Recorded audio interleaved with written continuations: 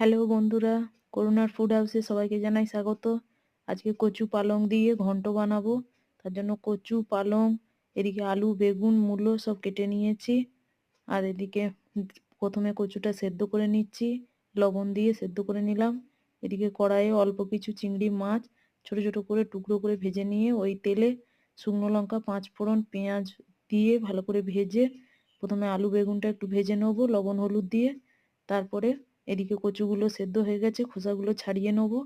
এদিকে যেই আলু আর বেগুনটা সেদ্ধ হয়ে গেছে ওর মধ্যে দিয়ে দেবো পালং শাকটা। পালং শাকটা দেওয়ার পরে একটু নাড়াচাড়া করে একটা ঢাকা দিয়ে দেবো, জলটা যাতে কমে গিয়ে একটু কমে যায় শাকটা। এই দেখুন কমে গেছে। এরপর সেদ্ধ করা কচুগুলো ওর মধ্যে অ্যাড করে দেবো। এবার দিয়ে দেবো মশলা। মশলার জন্য আমি এখানে দিচ্ছি রসুন বাটা, আদা বাটা, হলুদ গুঁড়ো, লঙ্কা গুঁড়ো, জিরে গুঁড়ো দিয়ে ভালো করে শুকনো শুকনো করে ঢাকা দিয়ে কষিয়ে নিয়েছি।